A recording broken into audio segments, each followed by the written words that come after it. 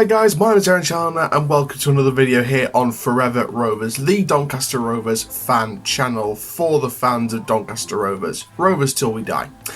This is a news update about the transfer window in the English Football League.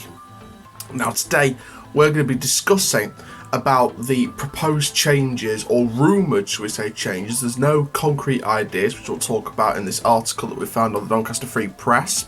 It is just a rumour, it is just ideas that are being tossed around, so it's nothing set in stone or confirmed or concrete yet. But it's something I want to discuss with you since it came out a couple of days ago. So let's get straight onto this video. So it isn't going to affect just Doncaster Rovers, it'll affect the EFL. So the ideas that are being tossed around is, according to the article, national reports claim that discussions have already begun over the long-term impact of the suspension of EFL fixtures, so we'll be taking a look at what that could mean for the transfer window. So, according to the Mirror, EFL clubs have suggested a bumper 7-month transfer window to address the logistical issues caused by the deferring the end of the season. And of course, that's due to coronavirus, aka COVID-19.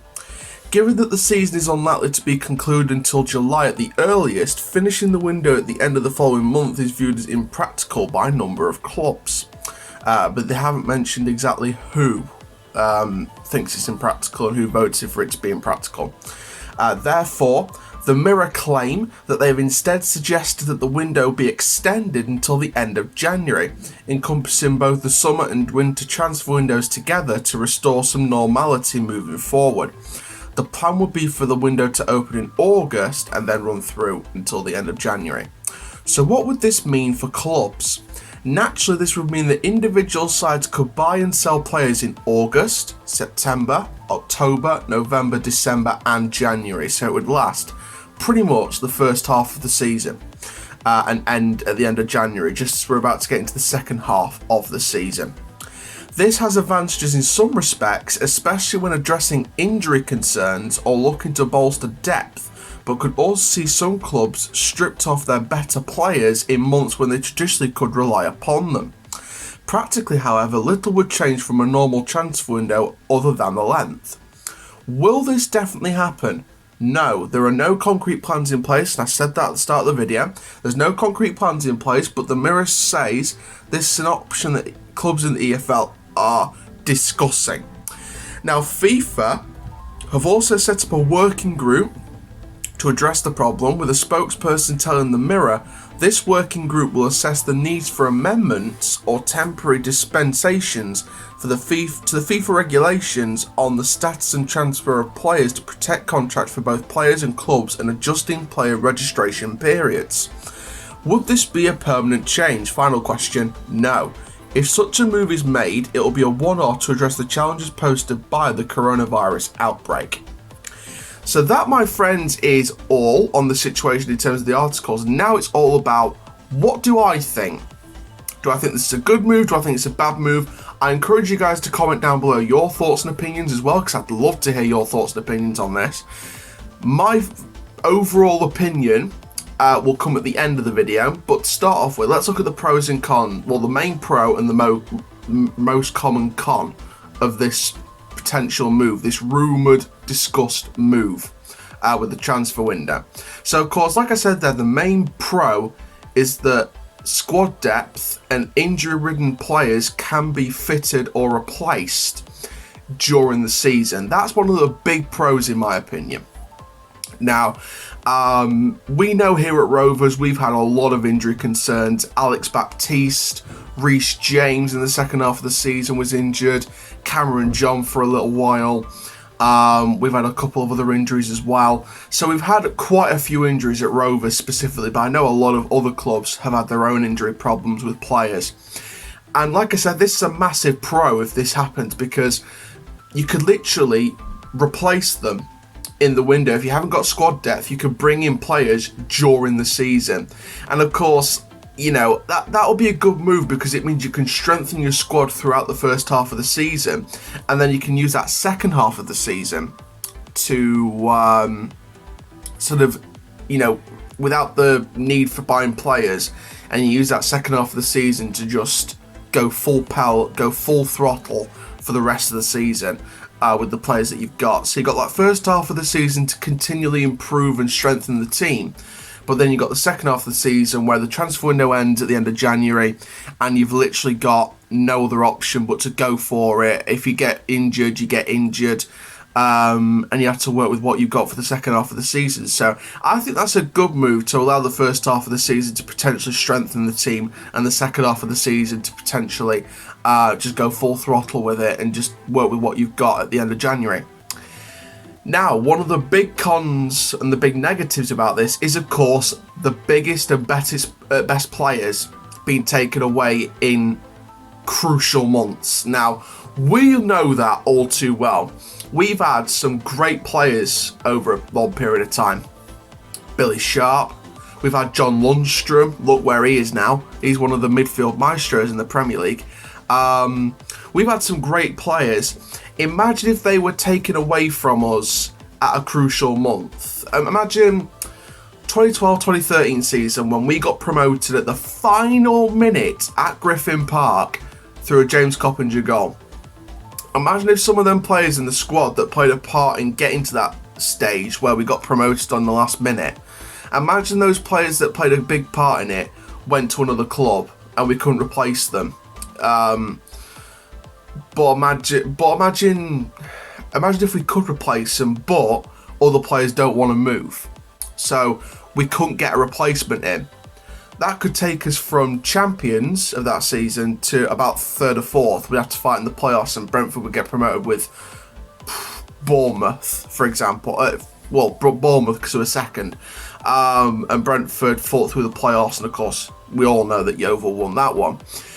So, you know, you got to think about it logistically as to, right, if that was happening then, we'd not be champions. We'd be in a different position if we couldn't find the right replacements for big players that they took away from us. So that's something you've got to take into effect.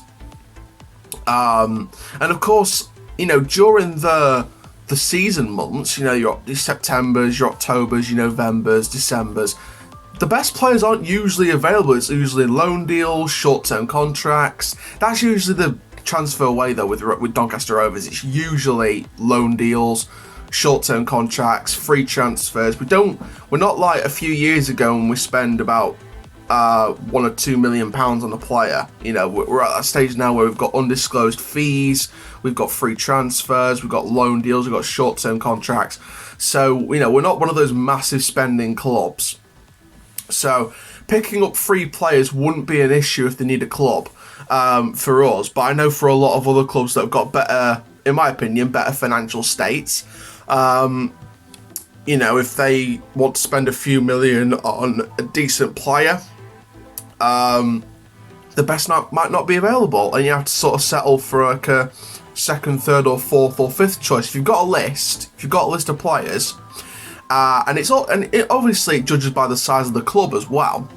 You've got to look at your list of players, and you're like, right, I want him, but if you're going to buy him in October, for example, mid-October, getting to the end of October, getting into November very soon, a couple of weeks, and he's playing good at the minute for his current club, and he's getting game time, and he doesn't want to leave, like, right, you can't have him, you have your second choice, same story, you can't have him, you end up with your fifth choice, and he might end up flopping. So, you know, you've got, the best players aren't usually available at the months that you want them. If there's a specific month that you want to get a replacement in for an injured player, or you want some new players in for squad depth, and you can't get your first choice, and you can't get your top 5 choice, you might end up with your 6th choice, and it might not help at all.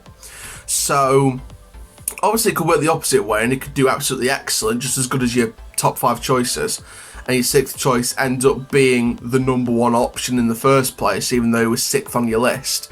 You know, you've got to think of it as either that way. You know, your lowest choice that you can get could be a failure, or it could be an excellence. So, I don't know, I'm kind of in two minds with this idea of the transfer window being extended and combined together to create one transfer window.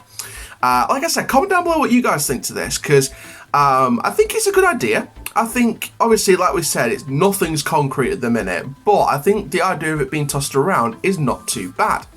I definitely think there are some negatives to it for different teams, obviously with the better players not being available in certain months, because they might be doing well. You've got to look at us, for example. You've got to look at us in the January transfer window when we were looking for a striker. Adam Ida from Norwich, the move was there. The move was ready, apparently. And then Norwich got the injury crisis with their strikers. Ida came in, did a spectacular, and he didn't move. So, and then apparently, I saw somewhere that we potentially could have been looking at Aaron Connolly from Brighton. You guys know the Irish striker. And obviously he came on, he did well for Brighton, and that move was off the table. So we ended up getting Fajiri Okunabiri, who was rumoured for a few weeks, from Shrewsbury, and of course Devante Cole as well, who is a former Wigan player, former Fleetwood player. We ended up getting him as well. So we got two strikers to sort of back up or sort of go ahead of and compete with Niall Ennis from Wolves on loan. And of course, that's another big thing as well during those months. If there's a loan player that you got the previous season, his loan deal expires at the end of the season. Going into this transfer window, if it does end up being one transfer window that lasts all the way throughout to the end of January, that could give you a good long period of time to try and secure either another loan deal for another season or a permanent move for the player. I know there's a lot of loan players that we've got at the club this season who I would love to have permanently. Dieng from QPR, he's someone I want permanent, but I think he's going to go back to QPR. Ben Shea from Arsenal, he's someone I want permanent, and I'm going to do a player fact file episode on him this weekend, so stay tuned for that. He's a good young player, still got a lot of growth and development left in him, so I really hope you guys love that player fact file episode. Jason Lakilo from Crystal Palace and Jacob Ramsey from Aston Villa, those are two young attacking-minded players that I want to see more of. We didn't get a chance. I said it in a previous video. If Jacob Ramsey got a full season, my God, that guy would get a Team of the Season card on FIFA. He'd be in the Team of the Year for the EFL. He'd be one of the best young attacking players in the league. He'd be so good. So good. Lakilo, the signs of him, the signs that I saw at the back end of the season before it was halted because of the coronavirus. Lakilo is a great young player that I want to see back at the club next season, either on a year loan deal. Same with Ramsey, I want to see another year loan deal for him if it expires at the end of the season. I think when it does expire, I want to see those two back here at the club, either on loan next season or permanently, because those are two young players that I want to see more of that we didn't get the chance to see last season. So there we go. So that's sort of the article and what's been happening. I want you guys to put your comments down below about the idea. But for now, guys, thank you very, very much for watching this football news update, this Doncaster Rovers news update. My name is Aaron Chalner from Forever Rovers fan channel, by the fans, for the Doncaster fans, Rovers till we die. Please like, comment, subscribe, and goodbye. Rovers till I die!